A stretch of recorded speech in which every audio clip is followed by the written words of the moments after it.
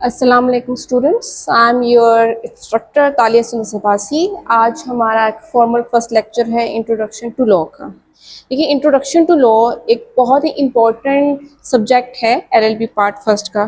वो इसलिए कि देखिए, आपने सोशियोलॉजी का आइडिया भी कहीं लिया होता है, पाक स्टडीज़ का, इस्लामियात का, इंग्लिश आप बचपन से पढ़ते आ रहे हैं, बट ये जो इंट्रोडक्शन टू लॉ है it's plays a vital role कि आगे जाके आपकी अंडरस्टैंडिंग कितनी डेवलप होती है लॉ के हवाले से, क्योंकि इसमें दी गई हैं फाउंडेशंस। और एग्जांपल यही है कि अगर कोई घर बन रहा होता है ना, तो उस घर की जब तक कि फाउंडेशन मजबूत नहीं होती तब तक उसकी इमारत जो है वो भी मजबूत कंसीडर नहीं की जा सकती। तो यहाँ पे आपको पार्ट फर्स्ट में इसकी कुछ बेसिक्स बताई जाएंगी, इसकी कुछ टर्म्स बताई जाएंगी, इसकी कुछ थेरीज बताई जाएंगी। आपको उसको समझना और उसको याद करना बहुत ज़रूरी है। देखिए जी, सबसे पहले तो हम अगर ये समझ लें कि कानून क्या होता है, आपसे पूछा जाए कानून क्या होता है, तो एक तरह का सेट ऑफ रूल्स होता है। ठीक है, ये कानून का मजमुआ होता है जो कि कौन बनाता है? स्टेट। एक रियासत ही एक रूल्स का मजमुआ बनाती है, किसके लिए? लोगों के लिए, ताकि वो क्या चीज़ को मेंटेन कर सके? पीस एंड हार्मनी को। अब जाहिर सी बात है ना कि अगर किसी के घर है या किसी की प्रॉपर्टी है, उसको कोई छीनने की कोशिश करेगा तो इंतशार होगा, लड़ाई होगी, झगड़ा होगा। और अगर कानून होगा और उसको अपने मुल्क के कानून पे एतबार होगा और वो रुख करेगा किसका? कोर्ट का, कि उसको इंसाफ मिलेगा, तो ऑब्वियसली उसको इंसाफ मिलेगा। उससे क्या चीज़ हमने पाई? उससे क्या हुआ कि हम लड़ाई झगड़े से बच गए और हमारी सोसाइटी में पीस आ गया। कोई क्रिमिनल हुआ, कोई किसी ने चोरी कर ली, किसी ने डकैती कर ली, किसी ने मर्डर कर दिया, तो उसमें भी यही है कि अगर उनको पता होगा कि हमारे इस मुल्क में कानून ही नहीं है तो वो तो खुद जाके बदला ले लेगा। लेकिन वो जानता है कि हमारे जो मुल्क है उसमें लॉ मौजूद है, उसमें कॉन्स्टिट्यूशन मौजूद है, तो वो सीधा जाएगा, किसका सहारा लेगा? वो लेगा हमारे कानून का सहारा, हमारे जस्टिस सिस्टम का सहारा।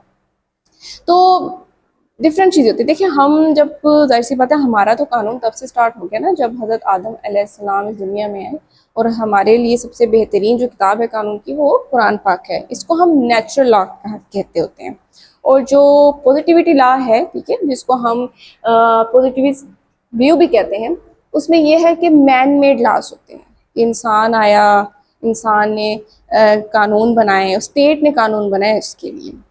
अब जो हम ये भी जानते हैं कि जो हमारा प्रिमिटिव सोर्स है वो कौन सा है? वो है कन्वेंशंस, हमारे ट्रेडिशंस, जो तौर तरीके एतबार इंसान लेके चलता रहा, वो क्या चलते बनते गए?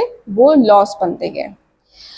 एक और इम्पोर्टेंट जिसको समझी जाती है डेफिनेशन, उसको कहते हैं कि बेसिकली लॉ है ना, वो सॉवरेन का कमांड है। It is a command of sovereign followed by sanction. यानी ये इक़्तिदार आला की कमांड है, उसका हुक्म है जो इंसानों को मानना है, सोसाइटी को मानना है, और अगर नहीं मानेंगे तो आपको सज़ा मिलेगी। ये कानून का एक ब्रीफ सा आपको एक ओवरव्यू दिया है कि आखिर कानून होता क्या है, इसका पर्पस क्या होता है, और हमारी सोसाइटी में अगर नहीं होगा तो किस किस्म के इंतशार का हमें सामना करना पड़ेगा। अब हम एक, आज हमारा जो टॉपिक है वो है हिस्टोरिकल बैकग्राउंड ऑफ लॉ। जब तक कि हमें ये नहीं पता होगा कि पीछे से कैसे लॉ आया, किस तरीके से यहाँ तक पहुँचा, ये हमारे पास हतमी शक्ल में पहुँच रहा है और अभी भी ये प्रोसेस में है, अमेंडमेंट्स होती रहती हैं, बेहतर से बेहतरीन की तरफ रवां दवा है। तो ये बेसिक आया कहाँ से, उसका एक ओवरव्यू है, जल्दी जल्दी से हम पढ़ लेते हैं। इतना ज़्यादा मुश्किल नहीं है, बस आपको कुछ याद करने हैं नेम्स। सबसे पहले हमने अब बताया कि दो व्यू होते हैं, नेचुरल व्यू और होता है positive view. Natural view divine law का होता है। पॉजिटिव जो व्यू होता है वो ये होता है कि इंसान ने जो जो बनाए हैं, इस दुनिया में आया है, डिफरेंट काम किए हैं, वैसे वैसे एक्सपीरियंस के साथ, कन्वेंशंस के साथ, और कोडिफाइड लॉ, रिटन लॉस किस तरीके से उसने लिखे हैं। 3000 BC बिफोर क्राइस्ट में एक कदीम इजिप्शियन लॉ आया जिसमें उनको, यही जाहिर सी बात है, लोगों को एविडेंसेस मिले। ठीक है, उन्होंने सबसे पहले जो एविडेंस मिले वो कहते हैं कि हमें सबसे पहले पुराने जो कदीम किस्म के हमें एविडेंसेस मिले हैं वो 3000 BC में मिले हैं, और उसमें 12 किताबें हैं किसकी? कानून की। तो पहला जो कानून है इस दुनिया में आया अकॉर्डिंग टू द एविडेंसेस वो 12 बुक्स पे मुश्तमिल है और उस पर लॉस लिखे हुए हैं। दूसरा, 2350 BC में यूरोकोगनियोस कोड, ठीक है, ये है मेसोपोटामियन किंग, ये दिया गया और इसमें पहली दफ़ा बताया गया कि आपको क्यों मारा जा रहा है, रीज़न ऑफ पनिशमेंट दी गई। अब सवाल ये पैदा होता है कि ऐसा क्यों? ऐसा होता था कि पुराने ज़माने में अगर आप देख लें तो किंग्स वाला ज़माना होता था, उसमें कोई लॉजिक नहीं होती थी, इलॉजिकल सज़ाएँ, इलॉजिकल बातें। अब आपको अगर आप पीछे ट्रेस बैक करें, आपको एविडेंसेस मिलेंगे, आपको स्टोरीज़ मिलेंगी कि ऐसा होता था कि कोई चोरी की किसी ने या कोई जुर्म साबित करना है तो किंग कहता था कि ठीक है जी, पहाड़ से 2 लोगों को गिरा दो जिनके ऊपर शक है, जो गिर गया और मर गया तो वो मुजरिम है, जो बच गया वो मुजरिम नहीं है। इसके अलावा वो उनका एक और तरीका था कि वो कहते थे कि स्कॉर्पियन छोड़ दीजिए, ठीक है, या किसी एक लकड़ी का बना हुआ एक शेर था, उसमें हाथ डालें, अगर काट लिया स्कॉर्पियन ने तो इसका मतलब है इसी ने जुर्म किया, नहीं काटा जुर्म नहीं किया।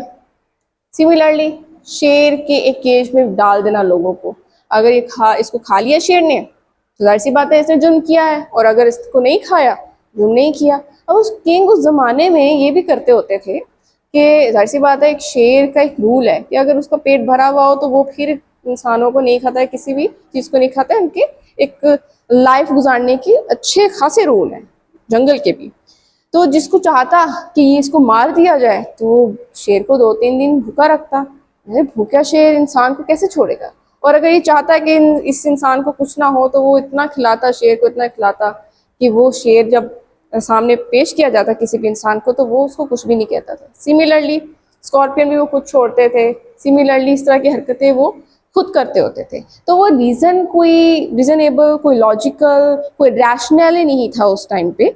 तो यहाँ पे मेसोपोटामियन किंग ने एक स्टार्ट किया रैशनल व्यू का कि रीज़न ऑफ पनिशमेंट, कि आपको इस वजह से सज़ा दी जा रही है और जो रीज़न है वो लॉजिकल होती है। फिर हमने देखा 2050 में उलमैनोस कोड आया, ठीक है। ये अर्लीस्ट नोन कोड है जो कि एडवांस लीगल सिस्टम पर मुश्तमिल है। आर्कियोलॉजिस्ट को मिले और बहुत पुअर शेप में मिले और 8 आर्टिकल्स थे इसमें, और 8 आर्टिकल्स में 5 आर्टिकल्स थे इसमें, और 5 आर्टिकल्स में उन्होंने ये पाया कि हाँ, पूरा तो वो पढ़ नहीं पाए, लेकिन जो जो ट्रेसेस उनको मिले हैं उसके हिसाब से उनका जो व्यू था, उन्होंने कहा कि इनका जो जुडिशियल सिस्टम है ना ये बहुत स्ट्रॉन्ग था। ये जो जजेस अपॉइंट करते थे बहुत कम्पिटेंट थे, वो किसी भी ट्रायल को, किसी भी केस को बहुत बारीकी से उसका एनालिसिस करते थे, उसको फेयर ट्रायल, सबसे फेयर ट्रायल की तरफ लेके जाते होते थे।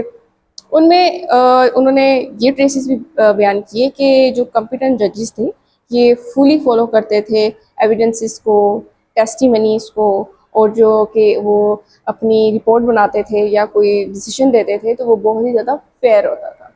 ठीक हो गया। और इसको फ्रेम किसने किया था?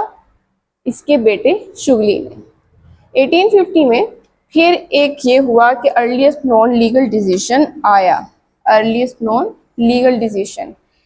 ये एक मज़ेदार किस्म का किस्सा है कि एक दफ़ा का जिक्र है कि एक आदमी की टेम्पल में डेथ हो गई अचानक से, और किसी को पता ही नहीं है कि क्यों, कैसे, किस तरह से डेथ हुई। तो जाहिर सी बात है एविडेंसेस लोग इकट्ठे किए गए, किन किन लोगों पे शक है, तो उन्होंने कहा कि 3 आदमी हैं और एक औरत है, और वो जो एक औरत है उसकी वाइफ है। ट्रायल स्टार्ट हुआ। ट्रायल में जो औरत है उसने अपने हक में 2 विटनेसेस बयान किए जिन्होंने उसके हक में क्या दिए, टेस्टिमनी दी, शहादत दी। जबकि जो 3 मर्द थे उसके अगेंस्ट 9 लोगों ने उसके अगेंस्ट गवाही दी कि यही मशकूक है, यही जा रहे थे, वट। तो जजेस ने क्या किया, जज ने औरत को बहुत बाइज़्ज़त तरीके से बरी कर दिया, उसको एक्विटेंस मिल गई, जबकि इन 3 मर्दों को जो कि गिल्टी प्रूफ हुए थे उनको डेथ पेनल्टी दे दी। तो हैंस ये क्या प्रूफ हुआ कि यहाँ पे हमें एक लीगल डिसीजन, पहला लीगल डिसीजन मिला, और इसको जाहिर सी बात है जो लीगल डिसीजन होता है जो दूसरे कंट्रीज और दूसरे ट्राइब्स इसको फॉलो करते थे। फिर 1760 में हम देखते हैं कोड ऑफ हैम्मुराबी। ये क्या था? ये 6 किंग है किसका? बेबूनियन डायनेस्टी का। इसके जो कि एविडेंसेस है वो ईरान में पाए गए हैं। और ये जो सबसे इंटरेस्टिंग चीज़ है, आपने कंडीशनल सेंटेंसेस में भी पढ़ा हुआ इंग्लिश में, इफ एंड देन। इसमें इफ एंड देन का उन्होंने एक रूल दिया था कि अगर ऐसा करोगे तो ये हो जाएगा, अगर चोरी करोगे तो सज़ा मिलेगी, अगर कत्ल करोगे तो डेथ पेनल्टी मिलेगी, अगर नहीं करोगे तो नहीं मिलेगी, अगर तुम गिल्टी प्रूफ रही हो तो तुम्हें रिहा कर दिया जाएगा। तो इफ एंड देन का बहुत ज़बरदस्त किस्म का रूल बयान किया। इसके अलावा इन्होंने प्रिजम्पशन ऑफ इनोसेंस, ये बेसिक प्रिंसिपल हर जगह पे है, हर लॉ में है, इक्विटी वगैरह में हम पाए जाते हैं ये वाला rule. Each and every person is innocent until proven guilty. देखिए कोई भी बंदा जिस पे एलिगेशन लगता है, जो कि एलेज्ड होता है, उसको हम तब तक मुल्जिम करार देते हैं जब तक कि उस पर जुर्म साबित नहीं हो जाता। तो जब उसके ऊपर एलिगेशन लगता है तो वो मुल्जिम होता है और मुल्जिम ही रहता है जब तक कि वो उसके ऊपर कोई भी चीज़ है, कोई भी जो एलिगेशन लगाया है, कोई भी इल्ज़ाम लगा है, वो प्रूफ नहीं होता। या तो वो एक्विट हो जाता है, अगर प्रूफ हो जाता है कि वो गिल्टी है तो वो मुल्जिम से मुजरिम बन जाता है। ये हो गया। इसमें उन्होंने retaliation, eye for an eye, tooth for an tooth वगैरह वगैरह हमारे इस्लाम में भी है कि आँख के बदले आँख, जान के बदले जान, माल के बदले माल, ये भी दिया गया। तो ये बहुत इंपॉर्टेंट है, इसको लोगों ने बाकी भी फॉलो किया। 621 BC में ड्रैकन्स लॉ आया। ये पहला रिटन लॉ था किसका? ग्रीस का। ये बहुत जालिम किंग था, बहुत ज़्यादा जालिम। ये छोटी छोटी बात पे डेथ पेनल्टीज दे दिया करता था, बहुत जालिम भी था, बिला वजह डेथ पेनल्टीज भी दिया जाता था। लोग बहुत तंग थे इस बंदे से कि यहाँ तक कि इसके नेम पे ऑक्सफोर्ड यूनिवर्सिटी में डिक्शनरी में एक नाम आया ड्रैकोनियन का, जिसका मतलब क्या लिखा गया? हार्श, क्रूअल, इलॉजिकल, इस तरह की चीज़ें। फिर इसकी डेथ कैसे हुई? डेथ ऐसे हुई कि यहाँ पे इनका एक ट्रेडिशन था, और जैसे कि पार्टीज वगैरह होती हैं, कोई बॉल्स जिसे कहते थे उस ज़माने में, वो होते थे। तो बहुत सारे लोग थे और उनका एक ट्रेडिशन ये होता था कि जब किंग आता था तो सर झुका के हैट्स को उड़ाते होते थे। तो जब किंग आया तो सब ने मिलके जब हैट्स उसके एजाज़ में उड़ाई, तो कहा यह जाता है कि वो इतनी तादाद में थी कि उसकी वजह से डेथ हो गई। यहाँ पे टू व्यूज़ हैं। कुछ लोग कहते हैं कि इन्होंने जानबूझ के किया, ये सबसे प्री प्लान था क्योंकि लोग तंग थे, ये बहुत क्रूअल था। और कुछ लोग कहते हैं इट वाज एन एक्सीडेंट। लेकिन इससे हमें ये पता चला कि किस तरीके से हमने ये पाया कि जो कि ड्रैकन्स लॉ है, ये जो ड्रैकोनियंस लॉ है, ये लोगों के लिए अच्छा नहीं है। हम इसको अवॉइड करना है, ह्यूमैनिटेरियन ग्राउंड में हमने इसको फॉलो करना है। इसके बाद हम देखते हैं 399 में ट्रायल ऑफ सोक्रेटिस। ठीक है, ये ऐसा हुआ था कि एथेंस ने क्या किया था? वार लूज कर ली थी। एथेंस ने वार को हार चुके थे। फिर उन्होंने सोचा अब क्या करें। अब उस जो सोक्रेटिस था वो ग्रेट फिलोसफर था ग्रीस का, उन्होंने कहा चलो इस पर इल्ज़ाम लगा देते हैं। उन्होंने उस पर इल्ज़ाम लगा दिया कि जनाब इसकी जो राइटिंग्स हैं, ये फिलोसफर है, तो यूथ के जो गोल है वो डिटोरिएट हो गए हैं, वो अपने गोल से हट गए हैं, उसकी वजह से इसने करप्ट कर दिया है यूथ को, इस वजह से हम हार गए। बहरहाल जो भी था, ट्रायल चला। ट्रायल जब चला तो जूरी में कितने लोग थे? 501 लोग थे। 281 ने इसके खिलाफ कहा कि जनाब इसको डेथ पेनल्टी दी जाए। 220 ने कहा नहीं, इसको डेथ पेनल्टी नहीं दी जाए। देखिए, बताने का मकसद ये कि यहाँ पे जो फिर रूल सेट हुआ मेजॉरिटी इज अथॉरिटी वाला, कि मेजॉरिटी जहाँ पे आपको वोट करेगी वो सही होगा, जो कि माइनॉरिटी होगी वो उसको हम नलीफाई कर देंगे। ये हो गया। इसके बाद बाइबल आई थी फर्स्ट सेंचुरी में, इसमें हमें डिवाइन लॉज बताए गए।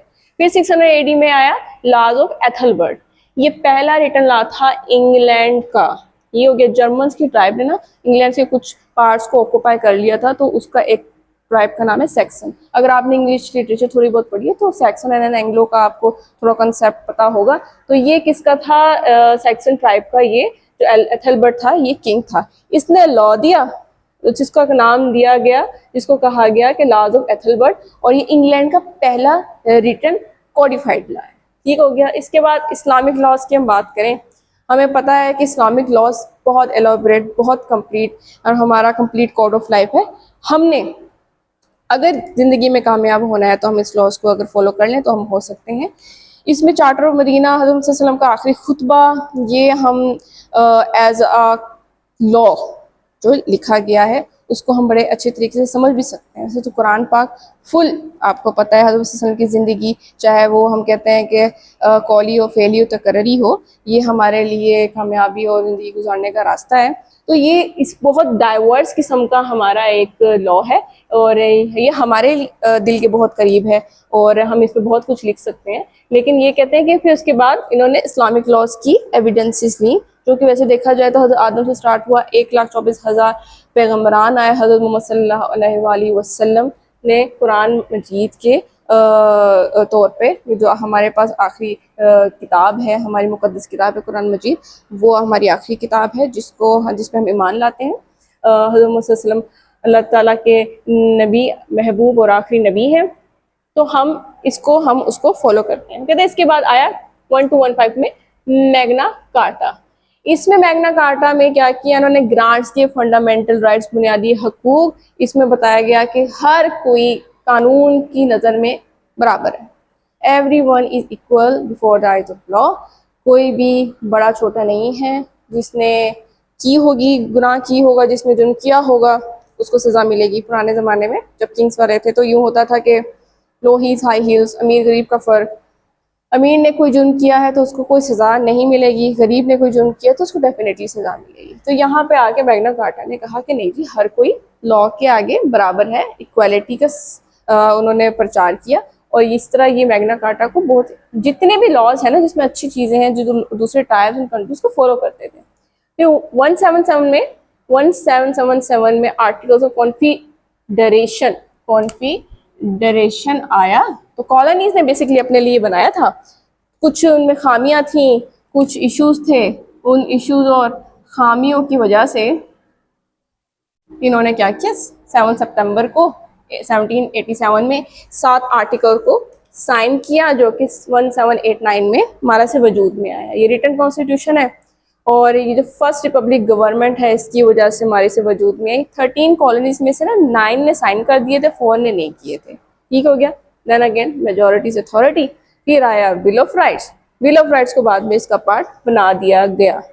1803 very important, very very important, US constitution में मरबरी वीएस मेडिसन का एक केस है जो कि आपको बताता है कि अगर कोई भी कानून आपकी कॉन्स्टिट्यूशन, कोई भी स्टैट्यूट आपकी कॉन्स्टिट्यूशन के अगेंस्ट होगा, उसको नल एंड वाइड करार दिया जाएगा। इसकी मैं एग्जांपल ये देती हूँ कि देखिए, एक कानून मैंने बनाया, जैसे हमारा 1973 का कानून है, अगर कोई भी नया स्टैट्यूट बनता है या ना कोई भी बिल पास होता है जो कि हमारे कॉन्स्टिट्यूशन के अगेंस्ट होगा, तो उसको नल एंड वाइड करार दिया जाएगा। सिमिलरली यही था, और इसको पहली दफ़ा जुडिशियल रिव्यू का नाम दिया गया। जुडिशियल रिव्यू के जनाब हमारे जो अदालत ने अपने एक फ़ैसले पे रिव्यू किया है और उसको करेक्ट किया है। फिर इसके बाद नेपोलियन कोड। देखिए, जब नेपोलियन आया तो नेपोलियन ने आया तो अब लड़ता लड़ता एक्सपेंड करता गया अपनी टेरिटरीज, और अब उसको ज़रूरत इस समर की थी, टेरिटरीज एक्सपेंड हो रही हैं, ज़ाहिर सी बात है लॉस की ज़रूरत है, लोग ज़्यादा हो रहे हैं। तो इसने क्या किया, इसने freedom of speech and fundamental liberal parties को क्या कर दिया, इंसर्ट कर दिया फ्रांस एंड वेस्टर्न यूरोप में। वहाँ पे फ्रीडम ऑफ स्पीच दी गई, लिबर्टी दी गई, लोगों को ये हक राय दिया गया कि वो अपनी राय दे सकें, बता सकें इश्यूज क्या है, उसके ऊपर बोल सकें, इसके ऊपर कोई सेंक्शन नहीं लगाया गया। तो ये चीज़ बाकी लोगों ने भी काफ़ी अडॉप्ट की, और इस चीज़ का आज तक हमने हमारे भी फंडामेंटल राइट्स में फ्रीडम ऑफ स्पीच और फ्रीडम ऑफ लिबर्टी है। 1834 में सब कॉन्टिनेंट में इंग्लिश मैन आए। वो जब आए हैं तो उन्होंने देखा कि यहाँ पे हिंदू भी है, इंग्लिश भी है, सिख भी है, पारसीस भी है, हर किसी का अपना अपना रूल है, अपना अपना कानून है। तो जब आपस में इनकी लड़ाई होती थी, कोई इशू होता था, तो एक बंदा अपना कानून लेकर आ गया, दूसरा बंदा अपना कानून लेकर आ गया। जाहिर सी बात है, हिंदू मुस्लिम पारसी में अगर तीनों में लड़ाई हुई है तो हर कोई अपने अपने कानून के हिसाब से फैसला चाहता होगा। तो ज़रूरत इस उम्र की थी कि एक कॉमन लॉ आए। तो इन्होंने क्या किया कि अंडर द लॉर्ड मैकॉली एक कॉमन लॉ बना दिया गया कि जब भी कोई इशू होगा तो उसका फैसला किसकी वजह से होगा, किसके तहत होगा, वो इनकी वजह से होगा। फिर उन्होंने बहुत सारे कानून बनाए, specific relief act, code of criminal procedure, code of civil procedure, जो आज तक हम फॉलो कर रहे हैं। फिर पेट्रियो कैस्परी ने, जो कि एक डिप्लोमेट था, पॉलिटिशियन था, उसका जो उस टाइम का जो किंग था उसका सेक्रेटरी भी था, उसने क्या किया, उसने ईस्टर्न कैथोलिक कैनन लॉ को कोडिफाइड कर दिया, रिटर्न कर दिया। तो ये क्या हो रहा है कि ये एक ट्रेडिशन, कन्वेंशन चल पड़ा है कि अगर आपका कानून है तो उसको राइट कीजिए, उसको कोडिफाइड कीजिए, उसको उसकी एक कोडिफाइड वे में उसको पेश कीजिए। 1945-46 में न्यूरेमबर्ग वार क्राइम्स हुई, वर्ल्ड वार 2 में। वहाँ पे कहा जाता है कि जर्मन जो ऑफिसर्स थे उन्होंने बड़े जुल्म किए लोगों पे। वार के भी ना कुछ असूल होते हैं कि आपने किस तरीके से वार बैटल्स करनी है, जंगें करनी है। तो इन्होंने इतने ज़्यादा लोगों का बुरा हशर किया जिससे कि वो इस दुनिया में आए ही उनके जुल्म के लिए, उनकी तज़लील इतनी की गई, उनके ऊपर ट्रायल किया गया। कितने लोग थे? जर्म ऑफिसर से 24। फिर ट्रायल चला, ट्रायल में जो 12 थे नॉजी ऑफिसर, जर्मन ऑफिसर्स, उनको डेथ पेनल्टी दी गई।